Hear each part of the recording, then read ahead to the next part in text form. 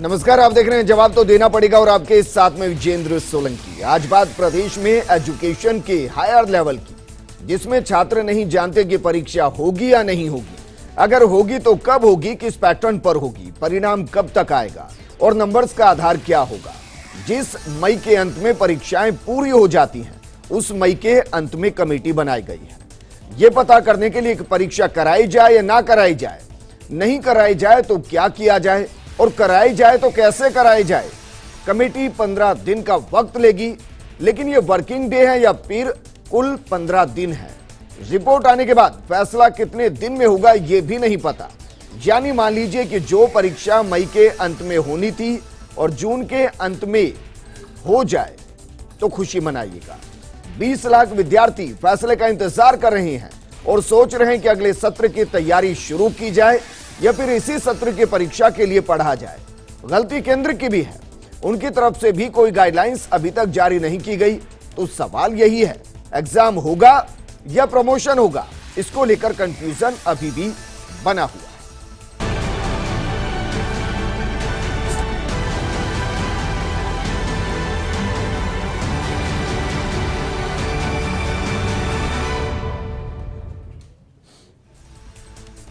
बीते साल भी यही समस्या थी, यही कोरोना था। छात्रों को प्रमोट करने का फैसला लिया गया, लेकिन किसी ने नंबर्स दिए, किसी ने नहीं दिए और भी कई तरीके की समस्याएं आई। सवाल यह है कि क्या बीते साल से हमने कुछ सीखा है। सवाल यह भी कि क्या फिर से छात्र 2020 की तरह परेशान होंगे। सवाल यह भी है कि 20 लाख छात्रों को लेकर कोई गंभीर है भी या नहीं है। सवाल यह भी है कि क्या किसी नीति को बनाने में 1 साल का वक्त कम था।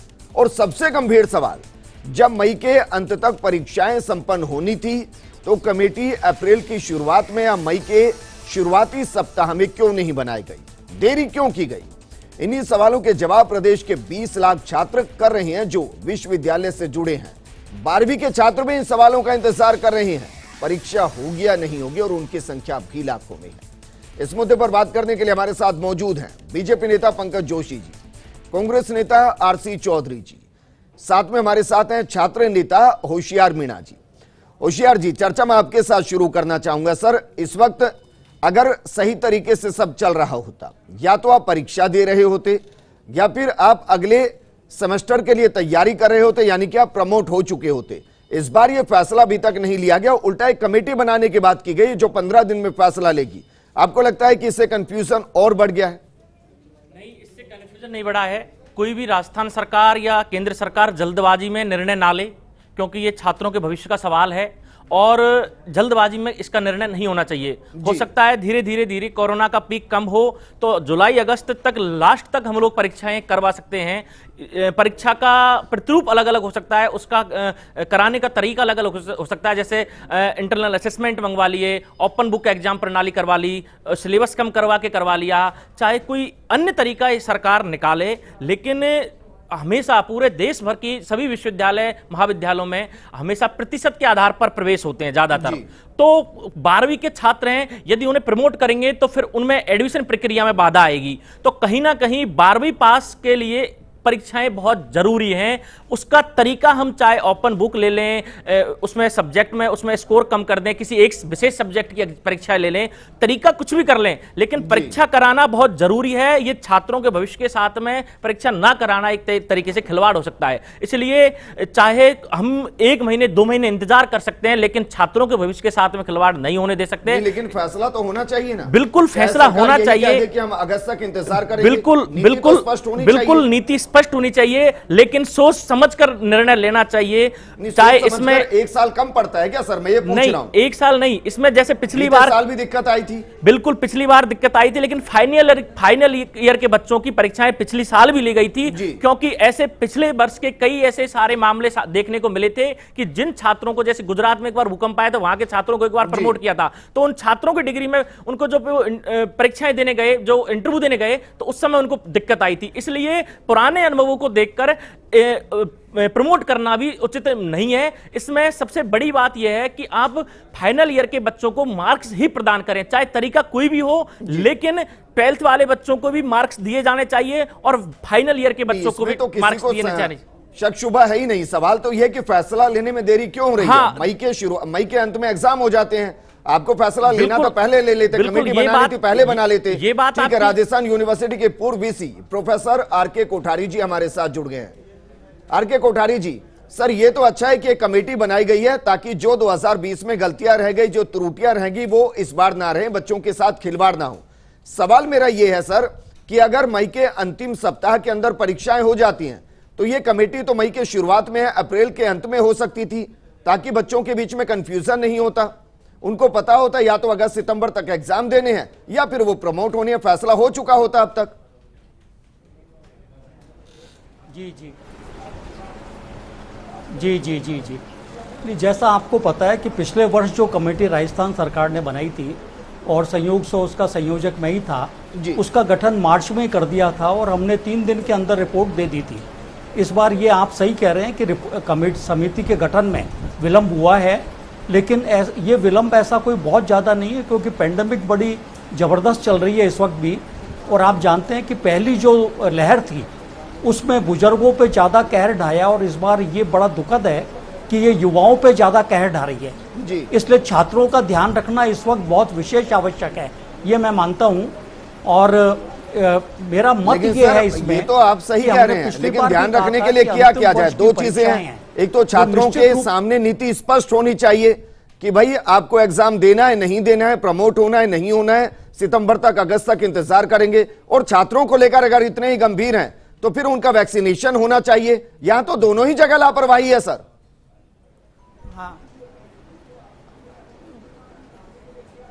हाँ, ये आप सही कह रहे हैं, लेकिन इसमें मैं ये कहना चाहूँगा कि आप बिल्कुल सही कह रहे हैं कि छात्र बड़े रिस्क में हैं इस वक्त, और ये बिल्कुल सही है कि कम से कम 1 डोज तो उनको लग जाए, उसके बाद वो परीक्षा दें। ये इसमें मैं बिल्कुल सहमत हूँ, क्योंकि ये 25 से लेके 50 का जो आयु वर्ग है उस पर कहर ढा रहा है। लेकिन मेरा स्पष्ट मत है, देखिए, कि स्नातक अंतिम वर्ष और स्नातकोत्तर अंतिम वर्ष उसकी परीक्षाएं हर हाल में होनी चाहिए जी। हम चाहे समय घटा दें परीक्षा का, प्रश्नों को कम कर दें, कुछ भी करें, लेकिन परीक्षाएं होनी चाहिए। लेकिन राष्ट्रीय रोजगार और अंतर्राष्ट्रीय स्तर पे रोजगार के जो अवसर हैं उस पर उसका बहुत प्रतिकूल प्रभाव पड़ता है। उनको रोजगार के, अच्छे रोजगार के अवसर ही नहीं मिल पाते हैं जी। तो परीक्षाएं निश्चित रूप से होनी चाहिए। तरीका हम क्या करें, समय कम कर दें, प्रश्न कम कर दें, वो हमारे हाथ में है जी। और दूसरी बात और कहना चाहूँगा कि प्रथम वर्ष और द्वितीय वर्ष के जो विद्यार्थी हैं उनको हम किसी प्रक्रिया से, फार्मूले से प्रमोट कर दें। स्नातकोत्तर जो प्रीवियस है उसको भी प्रमोट कर दें जी। लेकिन हमें विकल्प छात्र को निश्चित रूप से देना होगा कि अगर वो चाहे तो परीक्षाएं दे ले, क्योंकि वो कोर्ट में जा सकता है। कोई छात्र परीक्षा देना चाहता है तो आप रोक नहीं सकते जी। तो उसको वो अवसर, जब स्थितियां सामान्य हो जाए, ऐसे छात्रों को जो परीक्षा देने का विकल्प चुनते हैं जी, उनकी परीक्षाएं जब स्थितियां सामान्य हो तब कराई जा सकती हैं। ठीक है सर, लेकिन मुझे इसमें ऐसा लगता है कि अगर पेंडेमिक है, महामारी, और उसमें राज्य सरकार या केंद्र सरकार कोई नीतिगत फैसला लेती है तो शायद उसको चैलेंज करना थोड़ा सा मुश्किल हो सकता है, क्योंकि वो तो सब पर एक तरीके से लागू होगा, वो अपने आप में एक नया नियम बन जाएगा। वापस मैं आपके पास आऊंगा सर। कांग्रेस नेता आरसी चौधरी जी हमारे साथ जुड़े हैं। आरसी चौधरी जी, बीते साल जो कमेटी मार्च में बना दी गई थी और इस वक्त तक स्थिति पूरे तरीके से स्पष्ट थी, इस बार इस डिले की वजह जान सकते हैं, इस कंफ्यूजन की वजह जान सकते हैं ऐसा क्यों है कि 20 लाख बच्चों को पता ही नहीं कि एग्जाम देना है नहीं देना, देना है तो कब देना है, नहीं देना तो क्या होगा?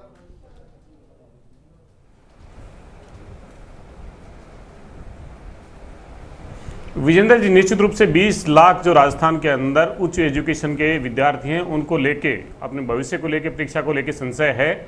लेकिन 11 मई को यूजीसी ने एक नोटिस और एक लेटर जारी करते हुए कहा था कि 6 मई को कई प्रिंट मीडिया और इलेक्ट्रॉनिक मीडिया पे ये खबरें आई जिसमें ये कहा गया कि यूजीसी ने गाइडलाइन जारी कर दी है, और उसको उन्होंने रेक्टिफाइड किया और उन्होंने कहा कि ऐसी कोई गाइडलाइन जारी नहीं की गई। आप जानते हैं कि जितने भी जो उच्च शिक्षण संस्थान हैं, वो चाहे यूजीसी हो, चाहे एआईसीटीई हो, चाहे एनसीटीई हो, इन द्वारा गवर्न होते हैं, इनके नॉर्म्स वहां पे फॉलो किए जाते हैं। ठीक है, इसलिए इस देश के तमाम के साथ मैं आपको रोक रहा हूं सर, कहीं ऐसा तो नहीं गूगल करते वक्त आपने 2020 की कोई रिपोर्ट पढ़ ली हो? आप मई 2021 की बात कर रहे हैं?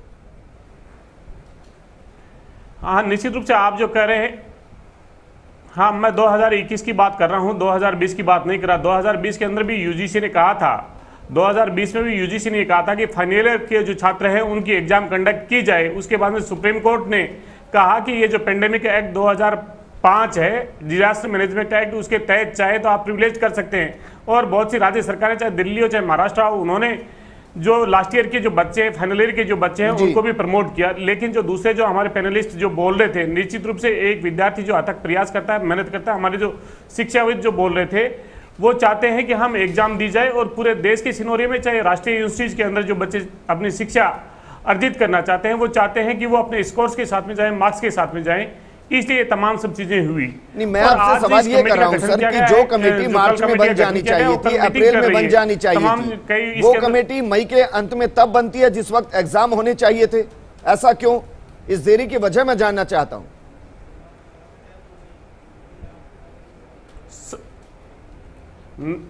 विजेंद्र जी, आपको पता होगा कि पिछली बार सितंबर एंड तक तमाम एग्जाम हुए थे और इस बार भी एग्जाम जो जून और जुलाई के अंदर प्रपोज थे। यूजीसी अगर ये पेंडेमिक नहीं आता तो भी एग्जाम जून और जुलाई के अंदर होते।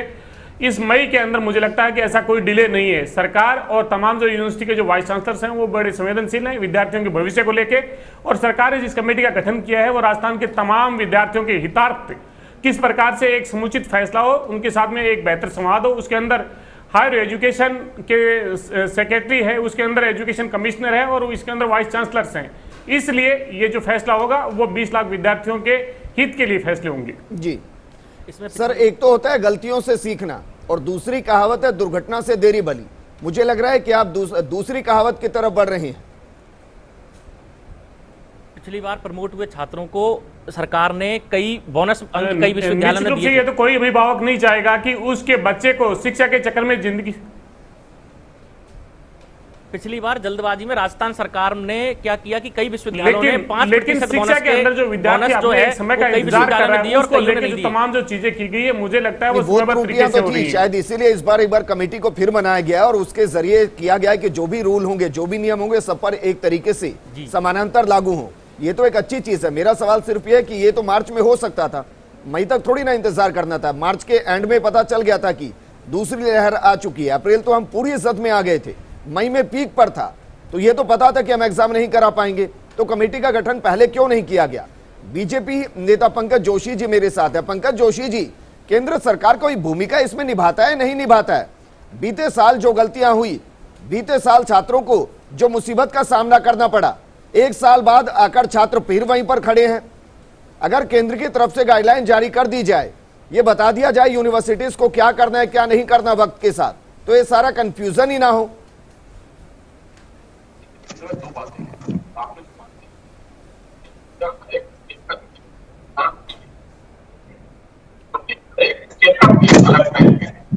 आप देखिए कि जहां हम पीक खत्म करके वापस नॉर्मल स्थिति में आ रहे हैं, साउथ में जो है वहां पर एक जैसी व्यवस्था तो नहीं बन सकती थी, लेकिन राज्य सरकारें जो है अपने हिसाब से जो है वहां पर एग्जाम करा सकती थी। यूनिवर्सिटी टू यूनिवर्सिटी का जो है ये मामला रहता है।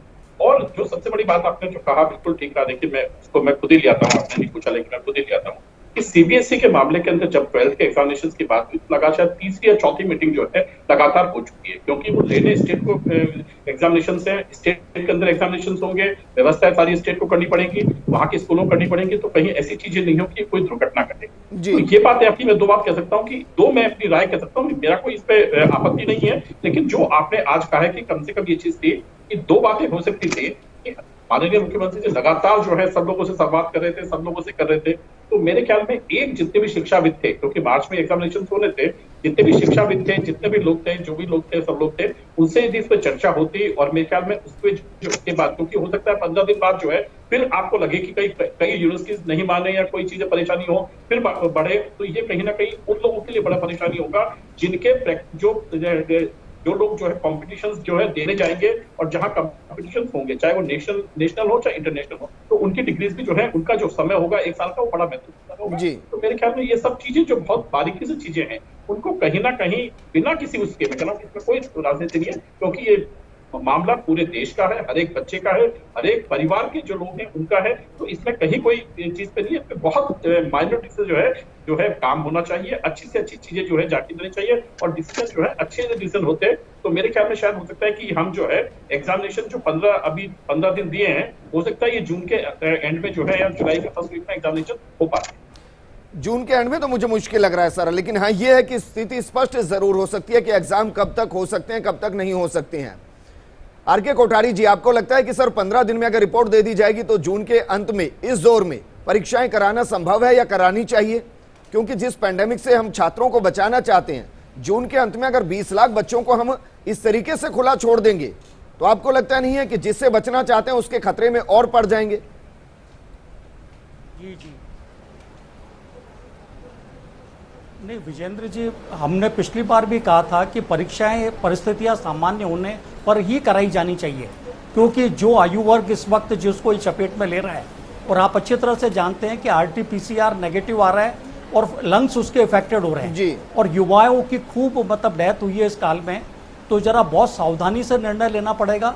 चाहे हम परीक्षाएं अगस्त में कराएं, कोई फर्क नहीं पड़ता है, लेकिन हमें पूरी सावधानी से और बच्चों की सुरक्षा को ध्यान में रखते हुए कराई जानी चाहिए। लेकिन सर अगर आप अगस्त में परीक्षा कराएंगे, इसका मतलब सितंबर के अंदर परिणाम आएगा, उससे उस बच्चे का पूरा सेशन खराब नहीं होगा, क्योंकि अमूमन तो सेशन जुलाई में शुरू हो जाते हैं।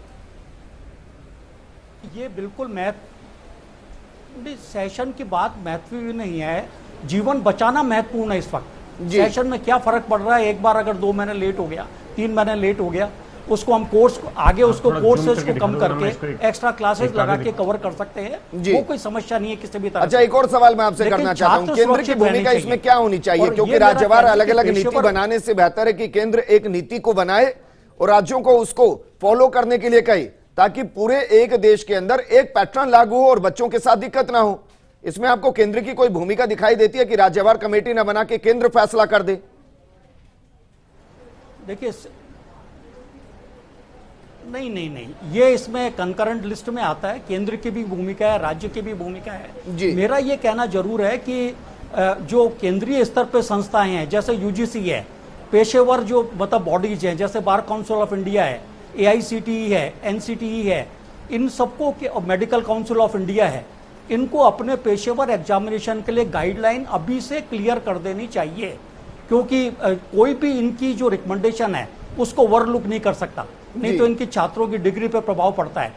तो जो हमने भी पिछली बार रिपोर्ट दी थी उसमें यही कहा था कि पेशेवर परीक्षाओं को इनकी जो एपेक्स बॉडीज है उनके रिकमेंडेशन के आधार पर आयोजित किया जाना चाहिए जी। तो परीक्षाएं निश्चित रूप से होनी चाहिए विजेंद्र जी, लेकिन मैं फिर कहूंगा कोई फर्क नहीं पड़ता, आप अगस्त में कराएं, सितंबर में कराएं, छात्रों की सुरक्षा वो सबसे महत्वपूर्ण है इस वक्त। और ये मैं आपके बात से बिल्कुल सहमत हूं कि जिनको परीक्षाएं देनी है उनका कम से कम 1 डोज तो उनको लग जाए, तो उनको अपन एक तरह से मतलब प्रायोरिटी वाली कैटेगरी में डाल करके उनका वैक्सीनेशन सबसे पहले कंप्लीट करना चाहिए। ठीक है सर, वापस मैं आपके पास आऊंगा। होशियार मीणा जी, आपको लगता है कि कम से कम 20 लाख छात्रों को तो डोज लगा देनी चाहिए, इतना बड़ा इशू नहीं है, अगर एग्जाम कराना है, सबको सुरक्षित रखना है तो? बिल्कुल, छात्रों को डोज लगा देनी चाहिए और यूनिवर्सिटीज में भी वैक्सीनेशन सेंटर खोले जाने चाहिए और वहां पर जो भी छात्र पढ़ते हैं उन्हें तो एग्जाम से पहले डोज लगनी चाहिए। दूसरी बात एक ये है कि पिछली बार राजस्थान सरकार ने एक बहुत बड़ी गलती की थी कि सभी विश्वविद्यालयों को अलग अलग छोड़ दिया था,